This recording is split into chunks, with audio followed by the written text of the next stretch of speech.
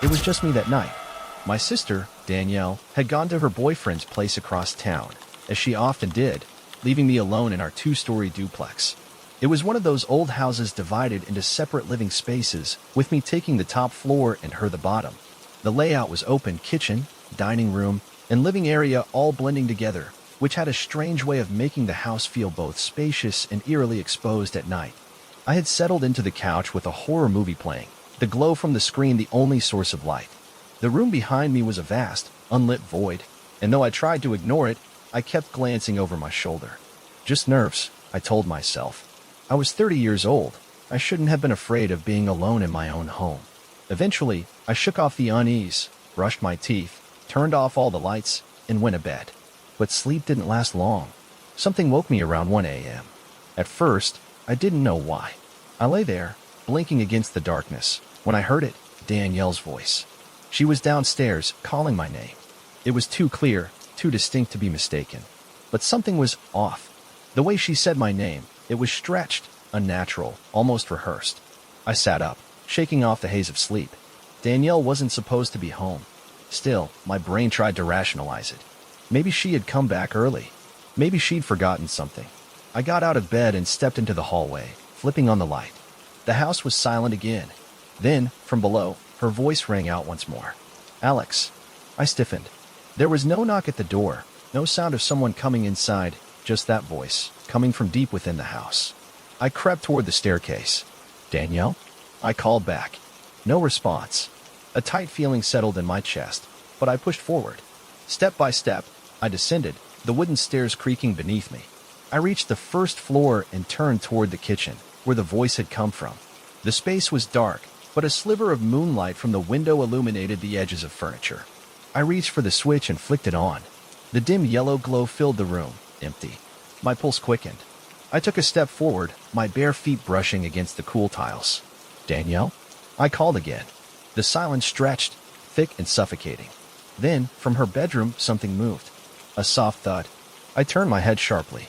That door had been open when I walked in, but now it was closed. A cold prickle crept up my spine.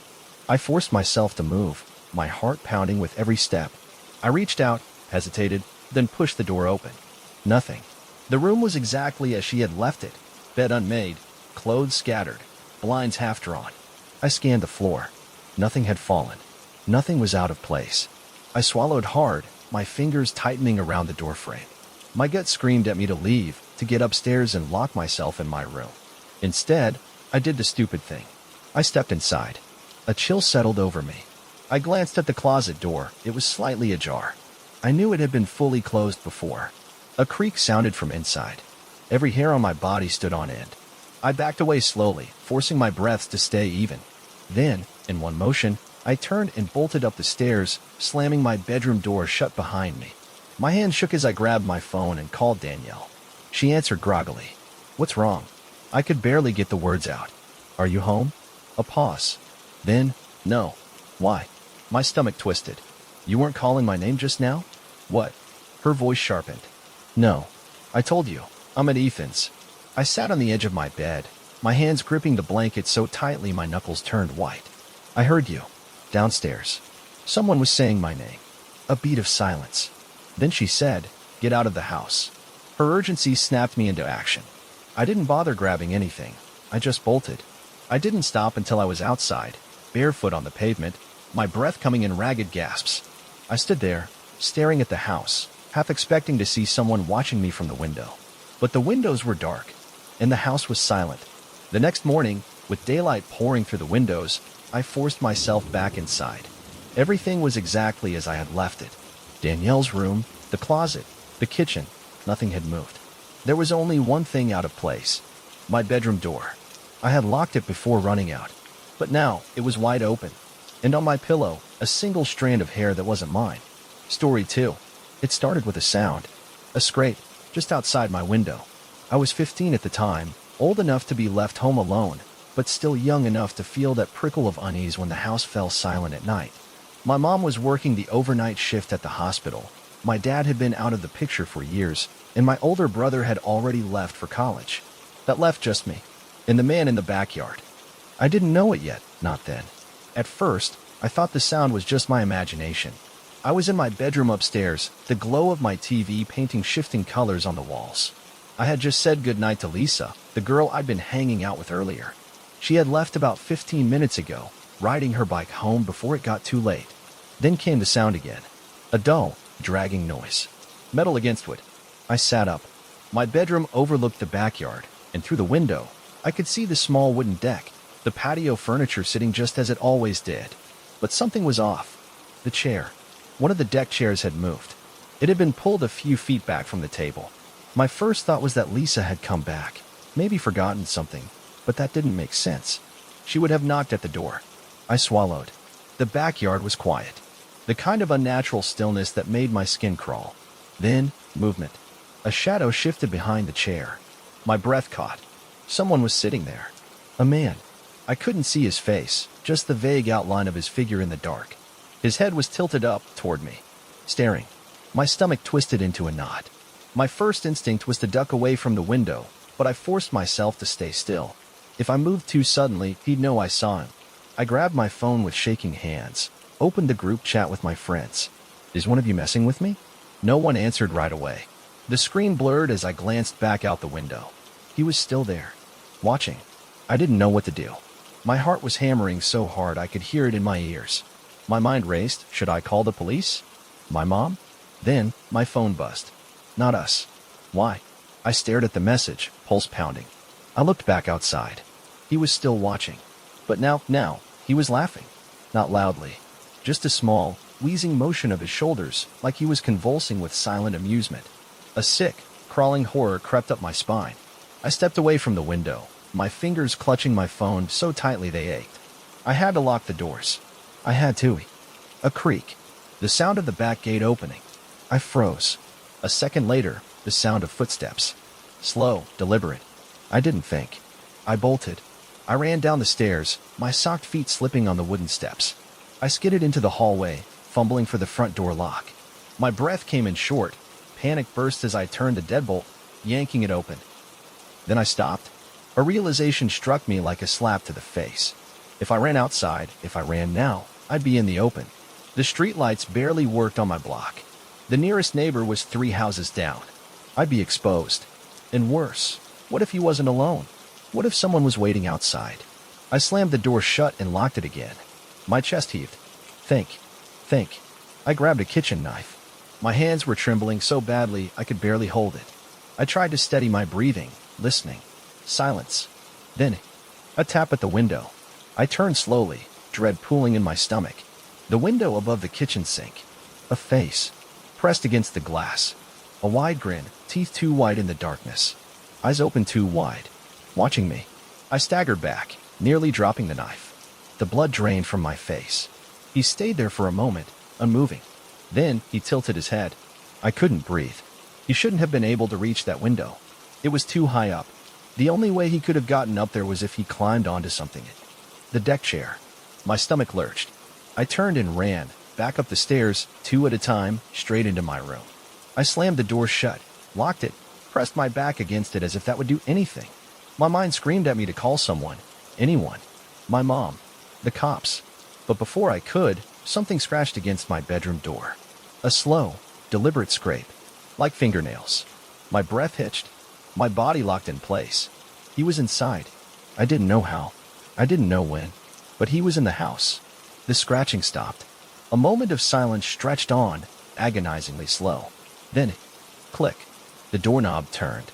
I pressed my full weight against the door, a strangled gasp catching in my throat. The lock held, but he didn't try to push inside. Instead, he did something far worse. He started laughing again. That horrible, wheezing laugh, right on the other side of the door. I don't remember how long I sat there, frozen, barely daring to breathe. Eventually, the sound stopped. I didn't move until I heard the distant sound of sirens. My mom had gotten my frantic texts. She had called the police. By the time they arrived, the house was empty. The back door was unlocked, the deck chair was right under the window, and there were footprints in the dirt outside. The only thing they found inside was a handprint. On my bedroom door. Smudged against the wood. Too high up to belong to me. Story 3. I was 10 years old the night they came. It started with a phone call. I was in my room, playing a game on my old PlayStation, when I heard my mom suddenly break into sobs. I peeked into the hallway and saw her standing near the phone, my dad beside her, his face unusually tense. I didn't understand what was happening until I caught part of the conversation. My older brother, Mason, had been in an accident. I didn't hear much else. My parents were in a rush, throwing on coats, grabbing my 5-year-old sister, Leah, in their arms. Before I knew it, they were at the door. "Lock the doors, Owen," my dad told me, his voice firm but hurried. "We'll be back as soon as we can." I nodded. I wanted to go with them. I wanted to see Mason, to know he was okay, but they didn't want to take me to the hospital in the middle of the night. So I stayed. Alone. The house felt too quiet after they left. I sat back down on the floor, my PlayStation controller limp in my hands. The silence pressed against my ears, thick and heavy. Then, I heard it. The front door opened. I froze. At first, I thought maybe my parents had come back. Maybe my dad had forgotten his wallet, or my mom had changed her mind about taking me with them. But no voices followed. No footsteps. Just the creak of the door settling into place. I turned off the TV, my heartbeat thudding against my ribs. My bedroom door was still slightly open, and from where I sat, I had a partial view of the upstairs landing. That's when I saw them. 3 people, standing in the living room below. They weren't my parents. They weren't anyone I knew. My stomach twisted into knots. They were just standing there, silent, as if they were listening, waiting. Something in my brain told me to move, hide, but my body was frozen. Then, one of them, a tall, thin man, looked up, right at me. I jerked back, heart hammering. Had he seen me? I didn't know. My fingers clenched around my pajama pants as I forced myself to move, inching away from the doorway. I had to get to the closet. I crawled across my room, silent as I could, and eased the closet door open. The inside smelled like old clothes and mothballs, but it was deep enough that I could hide behind the stacks of boxes and winter coats. I curled up, pulling my knees to my chest, trying to slow my breathing. Then, I heard the first footstep. They were coming upstairs. I squeezed my eyes shut, barely able to contain the whimper threatening to rise in my throat. The footsteps were slow, deliberate. They knew I was here. A floorboard creaked. A door opened. Not mine. They were checking each room. My stomach churned as I imagined what they were planning to do if they found me. Then, my door. A pause. The doorknob turned. I stopped breathing. The door creaked open, inch by inch, followed by the sound of footsteps moving inside. I clamped a hand over my mouth. The closet door was still closed, but for how long? A soft shuffle. Then, silence. Seconds passed, stretching into minutes. I didn't dare move. Finally, I heard footsteps again. Leaving. The door shut. I stayed in that closet for what felt like forever. I didn't know if they were gone. I didn't know if they were still in the house, waiting for me to come out. I sat there, listening, trying to hear past the wild pounding of my heartbeat. Then, from downstairs, the front door creaked open again. A pause. Then it shut. I wanted to believe they had left. I wanted to believe it more than anything. But what if it was a trick? I waited. I don't know how long, maybe an hour. Maybe 2. Maybe less. When I finally built up the courage, I eased out of the closet, my limbs stiff and aching. I crept to the door, pressing my ear against it. Silence. I had to check. I had to. I opened the door just enough to peek out. The hallway was empty.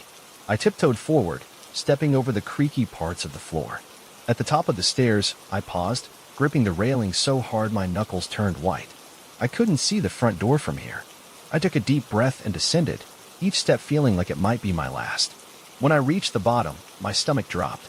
The front door was wide open, and outside, in the dim glow of the porch light, I could see footprints, leading away from the house. But there were more than 3 sets. There had been others, watching, waiting. I didn't sleep that night. I sat in the corner of the living room, my mom's old baseball bat clutched in my hands, flinching at every sound. When my parents finally came home, I ran into my dad's arms, shaking. I tried to tell them, but I could barely get the words out. The police came. They searched the house.